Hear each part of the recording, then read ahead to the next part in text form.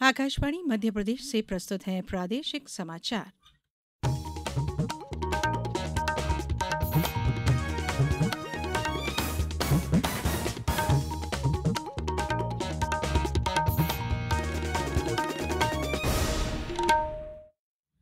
नमस्कार, समाचारों के साथ मैं धारणा सचदेव। सबसे पहले इस बुलेटिन के मुख्य समाचार।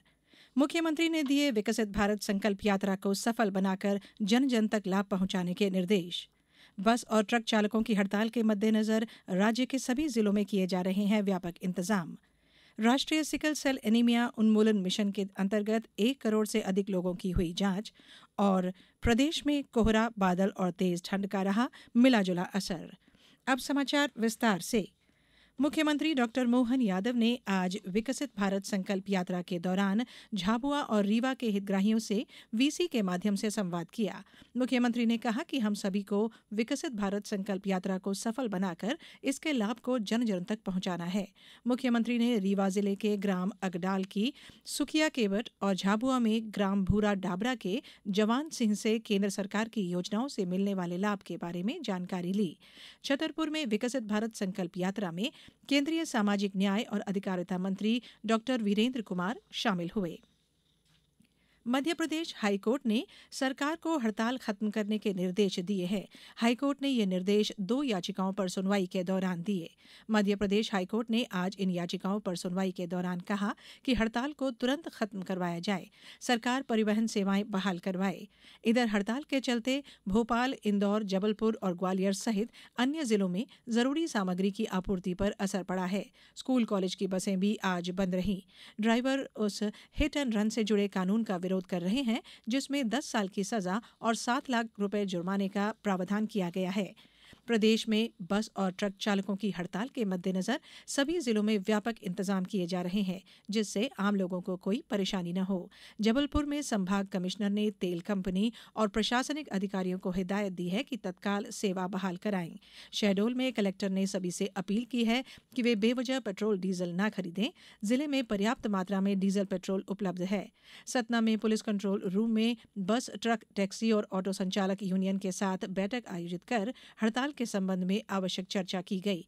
छतरपुर प्रशासन ने भी कहा है कि जिले में पेट्रोल डीजल की आपूर्ति सुचारू रूप से जारी रहेगी। खंडवा जिले में पेट्रोल और डीजल की पर्याप्त आपूर्ति है। बैतूल में पेट्रोल डीजल टैंकर्स पुलिस की सुरक्षा में गंतव्य तक पहुंचाए जाएंगे और इसके लिए कंट्रोल रूम बनाया जाएगा। दतिया में जन सामान्य को आवश्यक वस्तुओं की आपूर्ति जन सामान्य को सतत रूप से जारी रहेगी।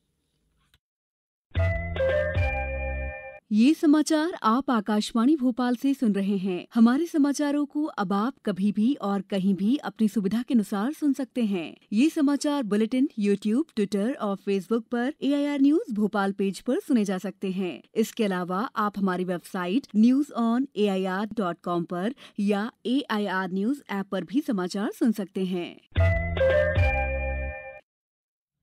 ब्रेक के बाद समाचारों में एक बार फिर आप सभी का स्वागत है। राष्ट्रीय सिकल सेल एनीमिया उन्मूलन मिशन के अंतर्गत 1 करोड़ से अधिक लोगों की जांच की गई है। स्वास्थ्य मंत्रालय ने कहा है कि इस मिशन का उद्देश्य 3 वर्ष में 7 करोड़ लोगों की जांच करना है। सिकल सेल रोग एक रक्त संबंधी आनुवांशिक बीमारी है जिससे रोगी की सारी जिंदगी प्रभावित होती है। राष्ट्रीय सिकल सेल एनीमिया उन्मूलन मिशन की शुरुआत प्रधानमंत्री नरेंद्र मोदी ने पिछले साल 1 जुलाई को प्रदेश के शहडोल से शुरू की थी।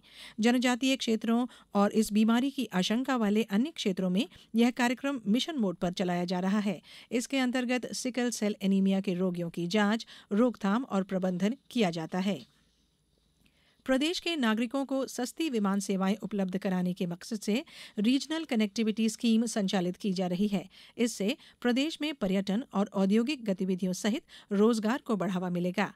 स्कीम के तहत उड़ानें संचालित करने वाली इच्छुक निजी वैमानिक संस्थाओं को 20% राशि वायबिलिटी गैप फंडिंग के रूप में दी जा रही है। प्रदेश में स्थित शासकीय हवाई पट्टियों को पायलट प्रशिक्षण, एरोस्पोर्ट्स और अन्य उड्डयन गतिविधियों के लिए भी उपयोग किया जा रहा है।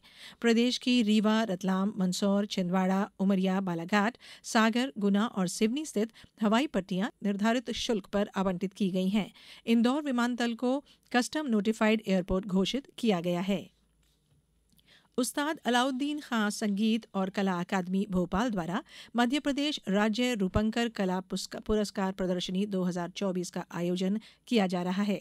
अकादमी द्वारा मध्य प्रदेश के ख्याति लब्ध कलाकारों के नाम से स्थापित रूपंकर और ललित कलाओं के 10 पुरस्कारों के लिए कलाकृतियां आमंत्रित की जा रही हैं। प्रत्येक पुरस्कार की राशि 51,000 निर्धारित है।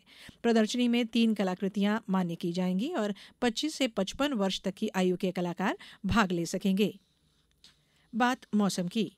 पश्चिमी विक्षोभ के प्रभाव से प्रदेश में कोहरा, बादल और तेज ठंड का मिला-जुला असर दिखाई पड़ रहा है। साल के दूसरे दिन भी कई शहरों में घना कोहरा रहा तो ग्वालियर, टीकमगढ़, खजुराहो, नौगांव, शिवपुरी और गुना में सर्द हवाएं चली। प्रदेश में ग्वालियर सबसे ठंडा रहा। प्रदेश के अधिकांश हिस्सों में आज सुबह घना कोहरा छाया रहा। भोपाल में विजिबिलिटी 50 से 100 मीटर तक रही। राजधानी भोपाल में कोहरे का असर फ्लाइट्स पर भी पड़ा है। वहीं यात्री ट्रेनों पर भी कोहरे का असर हुआ है। मुरैना में सर्द हवाएं चलने के बाद भी 3 दिवसीय धुंध के कारण सूर्य के दर्शन नहीं हुए हैं। अब कुछ समाचार संक्षेप में। पिछड़ा वर्ग और अल्पसंख्यक कल्याण, विमुक्त घुमंतु और अर्ध घुमंतु कल्याण राज्य मंत्री कृष्णा गौर ने आज पदभार ग्रहण करने के बाद कहा कि विमुक्त घुमंतु और अर्ध घुमंतु वर्गों का बेसलाइन सर्वे किए जाने की आवश्यकता है।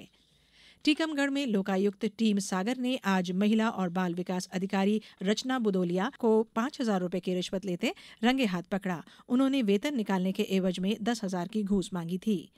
देवास जिले में पशुपालन विभाग द्वारा शिविर आयोजित कर किसानों को पशुपालन व्यवसाय और अन्य योजनाओं की जानकारी प्रदान की जा रही है।